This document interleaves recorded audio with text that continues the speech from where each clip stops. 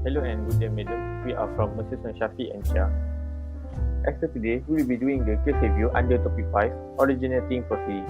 And our first case will be case of Muslim mock and gender reality development Chandian Berhad.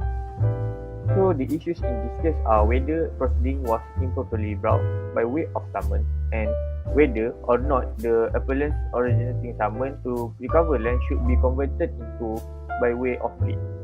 The facts in this case is that the appellant, who served as the administrator of an estate, initiated legal proceedings through an originating summons against the first respondent, citing a breach of agreement. Subsequently, the respondent proposed a settlement offering 400,000 for the withdrawal of the initial originating summons and an amicable resolution.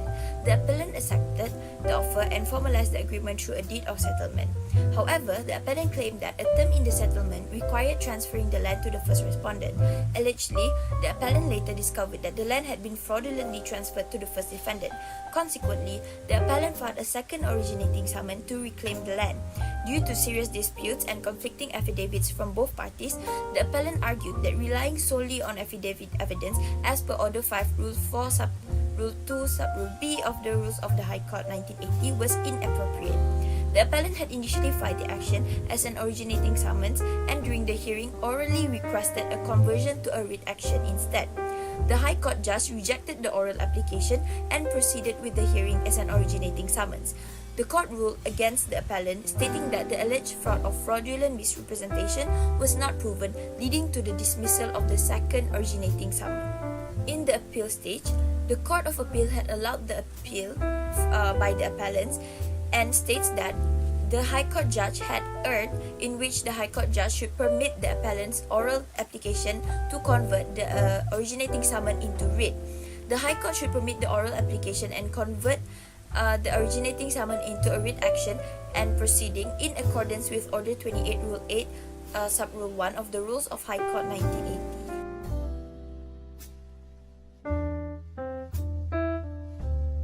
Now moving on to the provision that can be seen from this case. Firstly, Order 5 Rule 4 Sub 2 of Rules of High Court 1980. This provision was used by the judge in giving judgment upon this case, which provided that if the proceeding involved any substantial dispute of fact where this case there was alleged act of fraud and misrepresentation, hence it must be commenced by way of plea, and it was improper for the proceeding to be continued solely based on the affidavit evidence.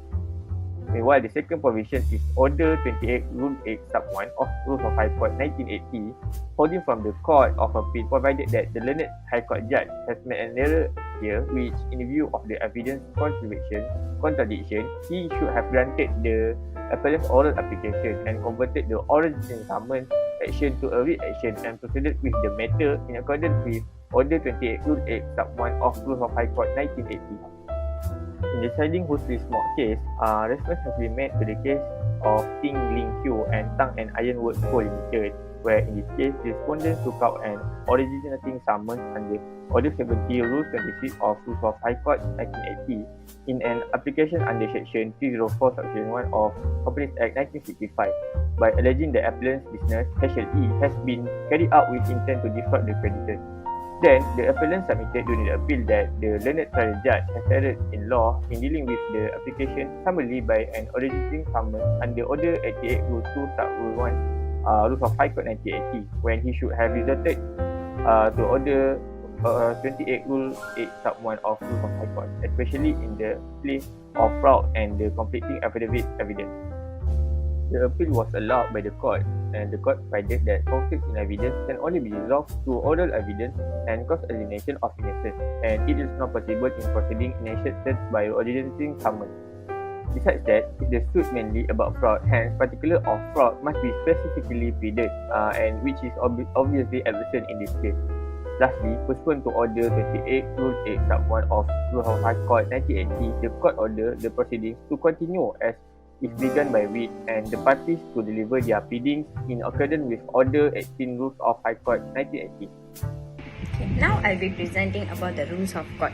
Generally, the procedures of filing a civil case in Malaysia are administered by the Act of Rules of Court 2012. was repealed in order to facilitate and standardize civil procedures in the court as well to improve the quality of the justice system. Pursuant to Order 5 Rule 1 of ROC, there are two ways of commencing a civil proceeding, either by writ or by originating summons. According to the Rule 5, Order 2 of the ROC, where there is a substantial dispute of fact is likely to arise, hence the proceeding should begin with writ. Whereas, according to Order 5, Rule 3 of ROC, proceedings by which an application is to be made to the court or judge under any written law should begin by originating summons. Due to that, originating summons is suitable to use where a plaintiff or applicant intends to make an application under statutory provisions. Okay, in applying this to the case of Huxley Mock vs. Gender Reality Development, it can be seen that during the proceedings of the second originating summons, it was found that there was serious allegation and dispute of facts upon the affidavit submitted by both sides, which is considered as an error on the part of the appellant, who had filed the action by way of originating summons, which the proper procedure should be commenced civil procedure by a writ. The proper procedure of commencing originating proceedings have been stipulated in Order 5 Rule 2 and Order 5 Rule 4 subsection 1b of the ROC. In this case, there has been a substantial dispute of facts where there was an alleged act of fraud and misrepresentation done by the respondent towards the appellant. Hence, the proceeding must be commenced by way of writ, not by way of originating summons that has been stipulated under Order 5 Rule 3, because originating summons can be properly used in case where a party intends to make an application under statutory provision.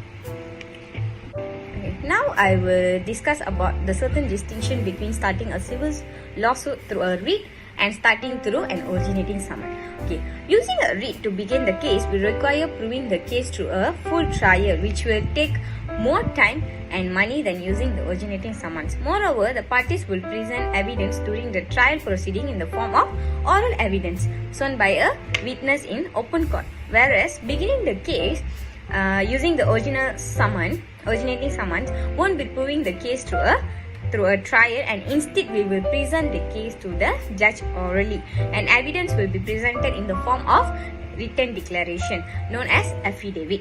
Originating summons proceedings are quicker, more straightforward and less complicated than writ proceedings. In order to speed up the process, it is also less expensive compared to writ, and both parties will have their cases stated in affidavits. Regardless of previous authorities where an originating summons was incorrectly used instead of a writ, Order 28 Rule 8 of the ROC states that if it appears to the court that proceedings should be continued as if they were begun with writ, the court may order that pleadings be delivered or that any affidavits be used as pleadings. This settles the many cases when originating summons is filed and the writ is more appropriate. Applying the case of Tung Ling Q vs. Tan Eng Iron Works, 1992, to the case of Huxley Mock vs. Gender Reality Development, 2014, the High Court judge also had made a legal error by not permitting the appellant's oral application to convert the originating summons into the writ action. It has been proven that only oral evidence could be introduced and witness could be cross-examined on the testimony to properly and satisfactorily resolve the conflicts in the evidence. This was not possible in proceeding started by the original summons. Furthermore, making decisions about disputed facts solely based on affidavit evidence would be improper. Besides that, when the primary issue was fraud or intent to commit fraud, specific fraud allegations must be made, and these allegations were not included in the respondent's company manager's affidavit. Thus, in the current case, certain issues could have been resolved if the writ had been used to start the proceedings, since they were not adequately addressed in the affidavit. In conclusion, prior to filing a claim, it is essential to know first whether the claim should be filed by way of originating summons or writ. The reason being is because different types of cases have different ways of filing the claim depending on the facts and nature of the case. The informed decision regarding the filing method not only facilitate a smoother legal process but also contribute to the overall effectiveness and integrity of the judicial system. Therefore, practitioners and litigants must exercise diligence in assessing the specific of their case to guarantee the proper initiation of legal proceedings, setting the stage for a just and efficient solution.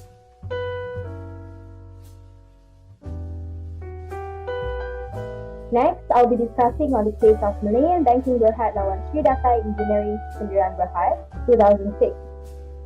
The issue involved in this case is that whether the originating summons served by the plaintiff is in compliance with Order 7, Rule 3, Subsection 1 of Rules of High Court 1980. So what happened in this case is that the defendant objected to the originating summons, arguing that the plaintiff did not follow the court rules. The court agreed with the objection because the summons did not contain enough detail to identify the reasons for the plaintiff's claim. It lacked specific facts, transactions, events, or any information to establish the basis of the claim against the defendant.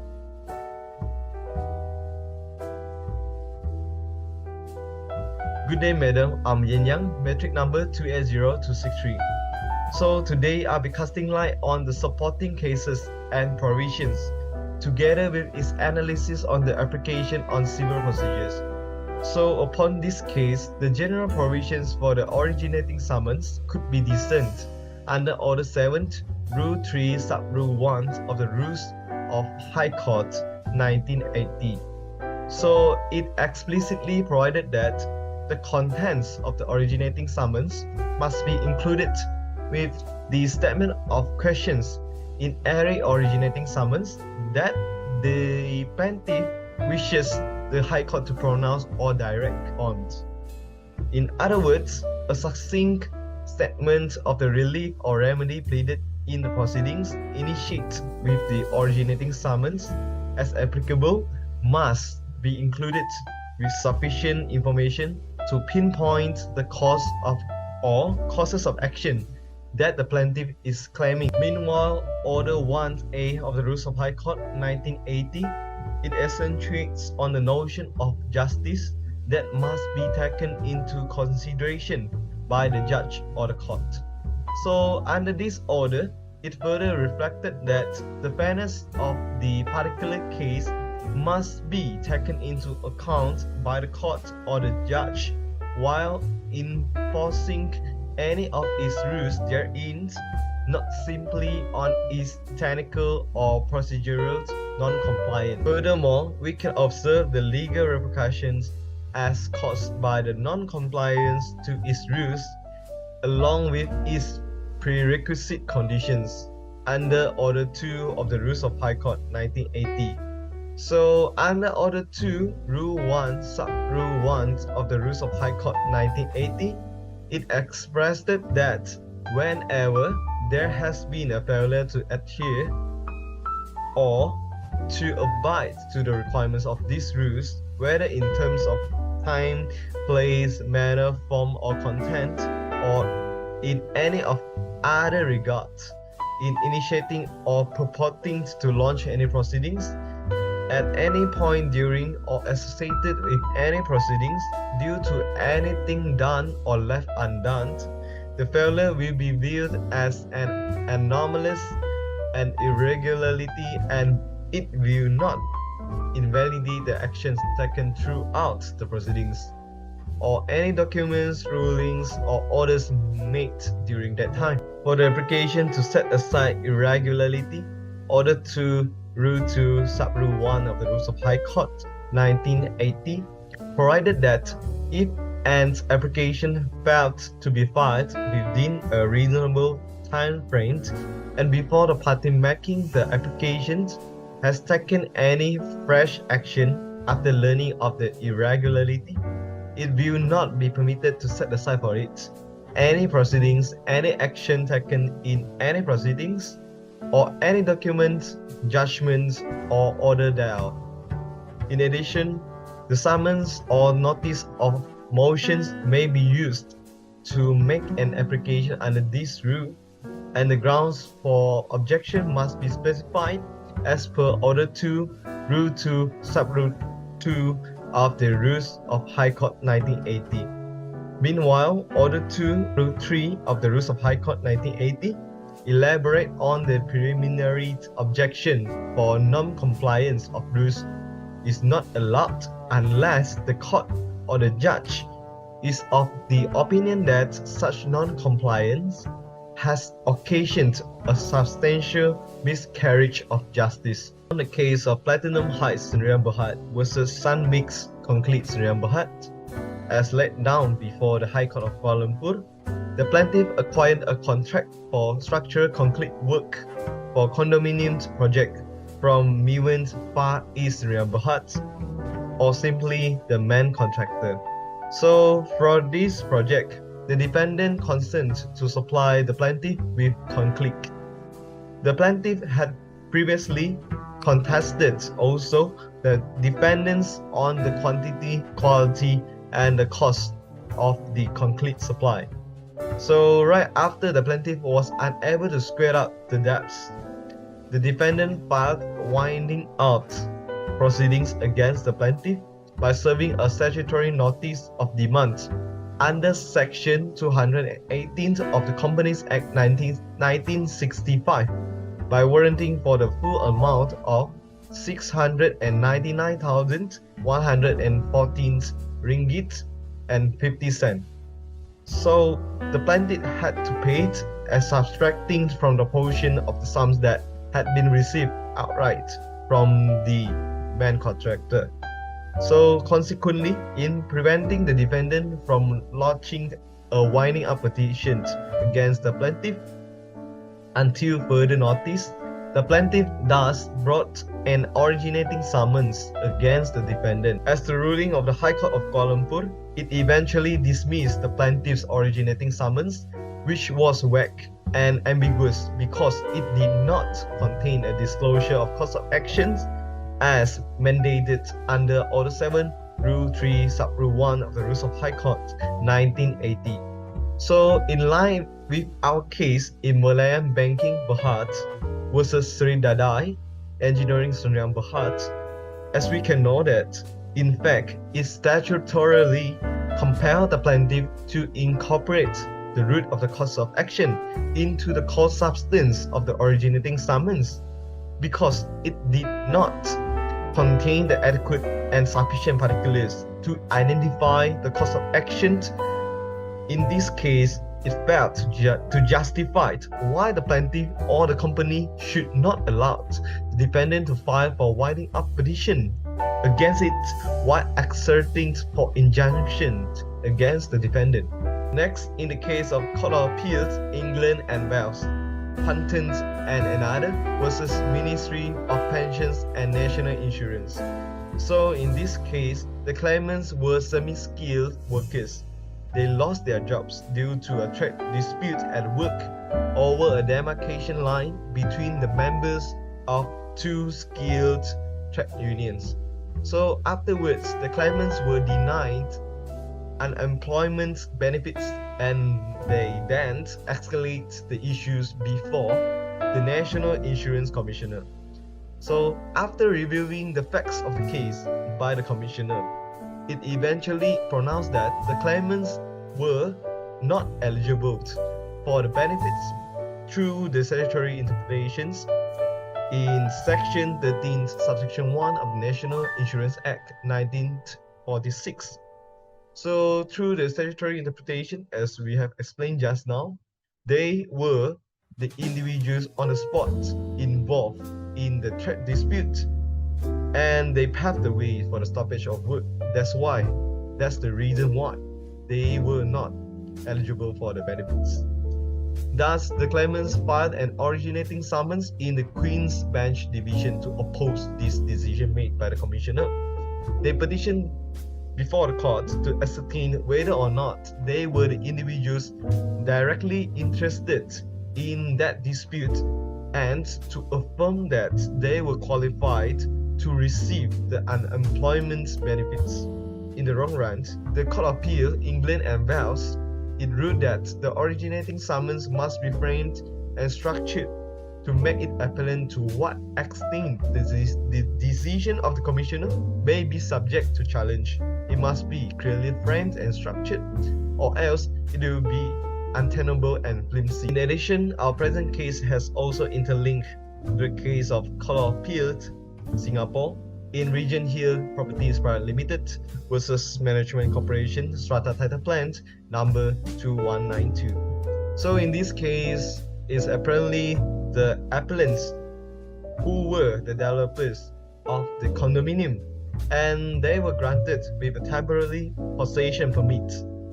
Thereafter, under Section 9 of the Buildings and Common Property Maintenance and Management Act, the Management Corporation of the condominium was incorporated and its inaugural meeting took place subsequently. Following the annual general meetings, together with the formation of the Management Corporation, so Regent Hill handed over the Management Corporation every document, including the accounting records on the condominium to them. So, yet the Management Corporation conceived it had a right to the records for the time from the temporary possession permit to its establishment from the plaintiff. So, as a result, in a letter to Regent Hill, its solicitors demanded the handover of these records by Section 37, subsection 4 of the Land Title Strata Act. So in turn, the Management Corporation also filed an originating summons to settle the matter on whether it was entitled to the original accounting records from Regent Hill. In the long run, the Court of Appeal Singapore, it adjudged that the failure of the plaintiff was absolutely evident in canvassing his case by reflecting the relief sought in adequate detail to specify the cause of actions in this case. So in this instance, the originating summons issued by the Management Corporation was undeniably defective because it did not provide sufficient details about the types of documents that they were seeking.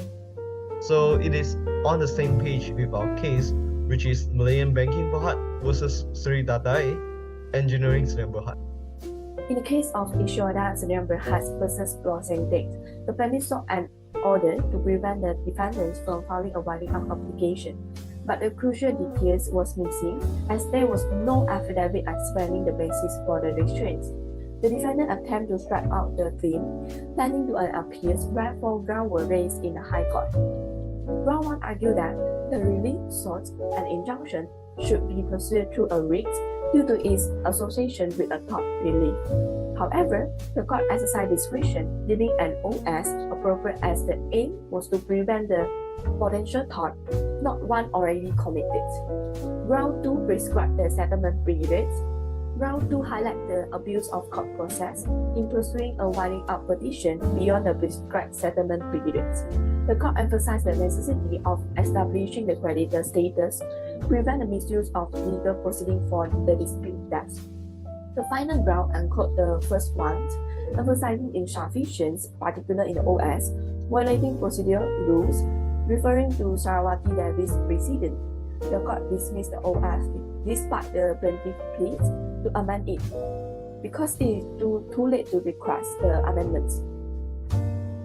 The case revealed a strict adherence to procedural rules, notably under Order 7 Rule 3 Sub 1 of the RHC, emphasized the importance of clear and detailed statement in the legal proceeding. It reflects the court's flexibility in interpreting procedural rules, allowing an injunction by OS based on the nature of the plaintiff's action. Furthermore, the importance of timely civil action is underscored. The court dismissed the plea to amend the OS after the defendant's application, highlighting the significance of adhering to procedural timelines. The court also condemned the abuse of court process in pursuing winding up application. It clarified that the legitimate purpose of such application, emphasizing the need for a clear creditors and preventing misuse of legal proceeding. The court in Malayan Banking also cited the case of Sarawati, where the respondent initiated legal action through an OS aiming to bar her sister Sarawati Davi from representing the specific individuals in legal proceedings. The lack of adequate details in demonstrating the cause of action raised concern. The court unanimously decided that the action should have been pursued individually by the concerned party to ensure clarity and relevance. The court noted that the respondent had misled the judges by not fully disclosing the circumstances. The respondent applied for an order to restrain the appellants from representing individuals in various court cases. However, the court only considered a subset of these cases, arguing that the respondent lacked of locus standi as she was not the party to those cases. For the remaining cases, the respondent failed to provide details on the questions she sought the court to address. She also failed to furnish sufficient particulars to indicate her course of action for the relief sought. Despite having an affidavit in support, it was later rejected by the court. The court emphasized the compliance with Order 703 of the RHC, whereas mandates sufficient particulars to identify the cause of action. The case also referred Order 6 Rule 2 Sub 1A of the RHC, stating that before issuing a writ, it must be endorsed with a statement of claims or a concise statement of the nature of claims or the relief sought. In short, OS must comply with Order 7231 of the RSC, ensuring clarity and specifically in legal claims. In case seeking injunction, it is crucial to not only include the relief sought, but also demonstrate why the specific act should be restrained. Even if the affidavit provides the details, the OS itself must also include this information. In the case of Lee and Co versus Marini and others, Lee Kuan Yew's wills, dated on April 18, 1972, allocate his remaining asset to his wife and two sons, Lee Eng Hai and Lee Eng Ho. Lee Eng Hai preceded his father, leading to a complexity in the distribution of the asset. The legal action, initiated in late 1997, involved the executive of Long Island's estate and the administrative of Lee Eng Hai estate. They sought the divisions and transfer of Lee Kuan Yew remaining estate and the subsequent transfer of share through an OS against Lee Eng Ho, the director of Lee Kuan Yew's and Co.'s Rembrandts.